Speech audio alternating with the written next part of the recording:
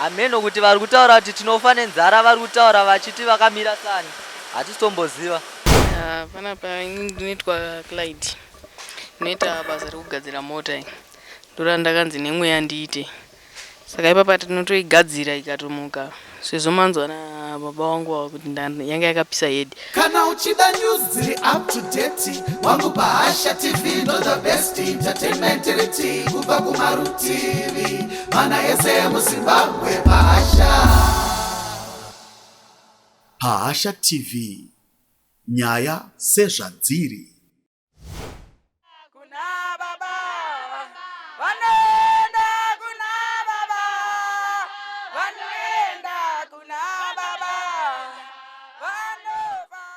Inini starangu nonzi Ernest. Panapa tinoita nezvekuchengeta fish, tinochengeta mabrima andakabata.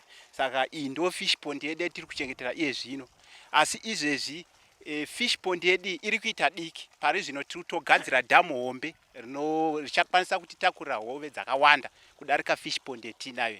I business I farming yakakura zvakanyanya. Farming.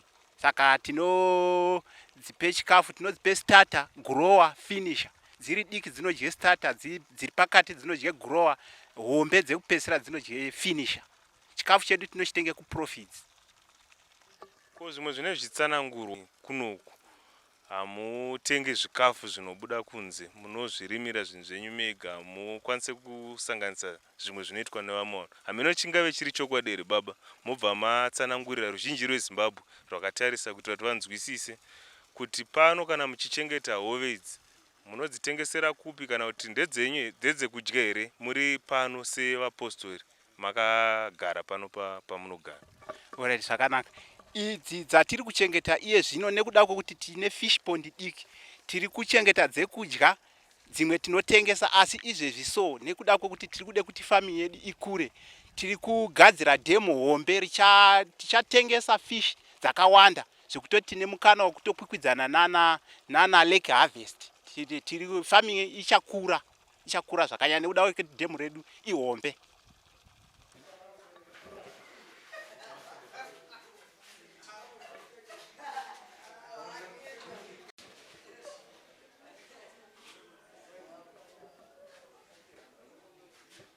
Muno material ndo mubekari. Beka yedu muno mulili farm. Aya ndo vatoshandisa pakugadzira. Tinenge tine vakomana ava vanenge vachidzidza kuita bekari. Semenzaniso iyi dough mixer iri panapa.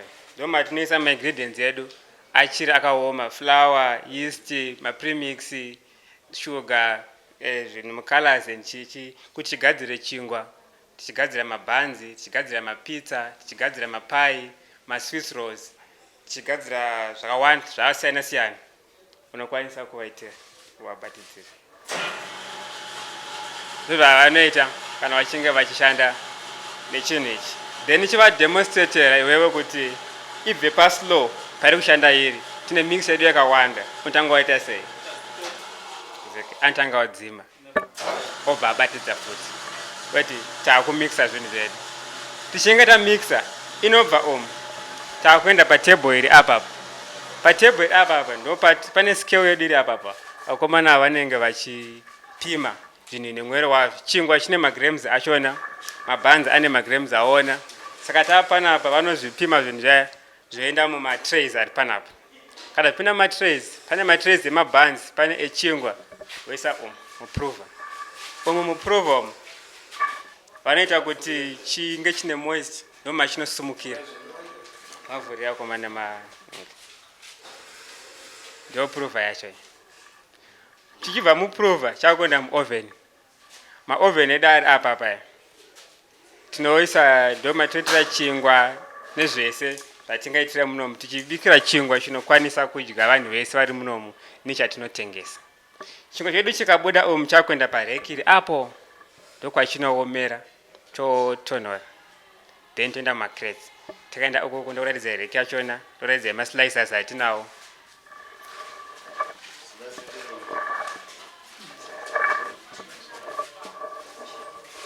Iyi ndo reki.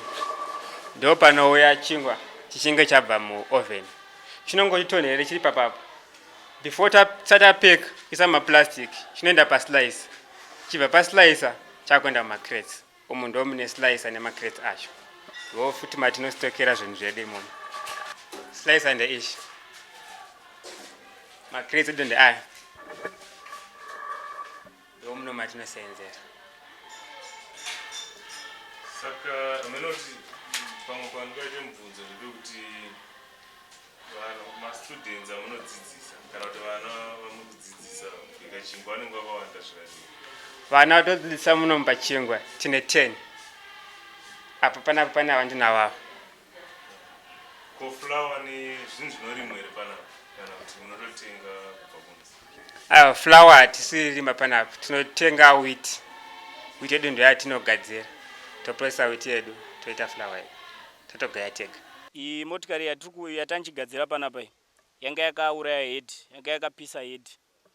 Saka pakupisa kwayanga yakaita head, vakomana takavafundisa kuti inodamburwa sei injini. Kuti block riende kwaro, head iende kwayo. Head yakaenda kuma engineers. Tunoendesa simbi dzedu kuma engineers mtown kunana automake nekunana Mike Apple. Ndokwatinoendesa simbi dzedu idzi dzichinogadzirwa ikoko. Tozouya isusu tobatanidza simbi dzedu idzi tichimutsa motokari idzodzo. Saka iyo motikari iri kutomuka, asi ine payatisarire nekuti ava vari kufundira kugadzira motikari ipi iyi vari pachikoro chekudzidza kugadzira motikari. Kunjere yatakapuwa naMwari wedu yakanzi njere iyoyo tinofana kuti tiishandise, kuti uyo anofana kuti ave nenjere iyoyo, uyo ave nenjere iyoyo, uyo ave nenjere iyoyo, kuti motikari dzedu idzi dzimuke. Titori nevavakidzani vedu vatinotogadzirira motikari idzi, vanotouya tichitovagadzirira motikari dzavo dzichienda. Tine imwe iri paseri apo, karasila kari papo kaMazda kakatouya kuti kagadzirwe panapa. Tine imwe iri panapa, tine rori iyo iri papo, Dyna iri papo yakatouya kuti titoigadzira. Ndedzevanhu, ndedzevavakidzani vedu vatinotogadzirira motikari idzodzo dzichienda. Panapa ndinoitwa Clyde, ndinoita basa rekugadzira mota. Ndora ndakanzi nemweya ndiite. Saka ipapa tinotoigadzira ikatomuka. Sezvomanzwa nababa wangu kuti yanga yakapisa head. Saka tatoigadzira tapedza apa tatoibatanidza yaita se. Saka apa tizoziva pane zvinenge zvasarira ndo vanozoita se. Ndo vanozozviona ivava. Ini ndinoitwa Regi. Takaigadzira mota iyi yanga yakafa baba. Tikaigadzira ikaita. Apa takadzidzidza nemweya tiigadzire mota iyi tikaigadzira. Hapana chatisingaziva apa tinenge tichifundirawo. Topesera takugona. Inini ndinonzi Tadiwa pamberi pemhuri yeZimbabwe. Ndakabata microphone kudai so ndiri muimba yemafuta inosvinwa mafuta. Kutanga kwatikaita basa iri takatari udzwa naMwari akauya matiri obvatudza kuti basa iri rinoita kuti vanhu vese vararame nekusvina mafuta. Tisati tasvika muchino tinotanga tanotora mafuta kugokwe. Pane sunflower redu riri kugokwe rimwe ritoriko izvozvo ngochete apa masvika pasina. Tisati taritora izvo songo chete takamiswa nehondo yakaitika mazuva apera zvekuti dai rimwe ranga rakaungana. Tinouya nesunflower redu torisa pasefa, totanga kurisefa chiribvisa matombo nemahuswa neeverything chinouraya kumombe. Tatora kudaro tanyasorisefa taona kuti sunflower redu rachena, touya naro torisa muchigayo. Apa ndo vanopinzwa mafuta, vanopinzwa masunflower achibudi panapa ndo panobuda dai atombomuswa munoona mumbomuka. Apa ndo panobuda keka mafuta achibuda nekuseri. Pamauya pekutanga tati chimbotarisa mushini wanga takadzima mushini wechishanda. Saka chakachitika ndechekuti umu pane rinonzi wemu rinonodzvanya simbi pasimbi dzaichidyanana zosvika azobuda mafuta kuseri. Tadaro munhu asati atanga kumutsa mushini anotanga atarisa kuti mese mamhunadzi masimbi zvirimo here, obva atasa everything chekuti chingaita kuti munhu avhiringike kana kuita sei. Tobva taenda unosumudza mabhireki, tasumudza mabhireki kuseri kwacho tobva tamutsa mushini wedu obva watanga kurana kwaunenge uchiita. Pane inobuda inenge ichinzi crude inobuda ichipinda mudhishu, anenge ari mafuta. Abuda kudaro tinomatora tonomaisa mudhiramu ayo ari panze, madhiramu acho. Tatora madhiramu yatamaisa mafuta techisefa nesefa inoshandiswa kubvisa anonzi masafinya, tsvina iya inenge iri mukudhu. Toisa moto tomaprepare. Maprepare tinoita hatitange nekuisa moto wakawanda, tinotanga taisa moto mushoma unokwanisa kuti taisa moto mushoma. Kana riri dhiramu tinoisa caustic ye 1 kg caustic yatinoisa mudhiramu rakamira apo iro. Dhiramu irororo patitasa 1 kg yecaustic toisa tumoto mbichana tunongoita kuti adziye mafuta aya. Adziya anosetla pane paito tinototi wasumudza mugoto unenge unawo stick. Tatora mastika tinoshandisa pakukurunga. Ukasumudza deso unoona panoseparate inonzi sludge nemafuta. Unotoona sara atova mafuta chaiwo. Tatora chigubhu ichi mafuta aya atobva mudhiramu riri apo. Tisati tamapisa anenge asiri aya, anenge ari aya. Tisati tamapisa bata tabvisa mucrude taisa caustic, tapedza kuisa caustic aseparata caustic nesludge zvagadzira mafuta. Sludge inoenda pasi, mafuta oenda padenga. Mafuta aenda padenga kudaro tinotora mafuta iwayo tomaisa mune rimwe dhiramu. Mafuta iwayo asati apiswa ndeayani, ndo mafuta anenge asati atsva. Tamatora taisa mune rimwe dhiramu tinobvisa inonzi sludge, tsvina yanenge yakasviba toisa mumatsagari apapa. Matsaga iwayayo ndo anodripa, anodonhedza futi mamwe mafuta. Tazomapisa anobuda dhisvitso chigubhu, anobuda akachena. Kusvika pastage iyi anenge akachena, but chetongoti aparohwa nechando anenge achine inonzi crush, but anotooneka zviri kuseri kwechigubhu kunotooneka. Mafuta aya tomadzosera ozopiswa. Manje apiswa basa redu iri panobuda keke.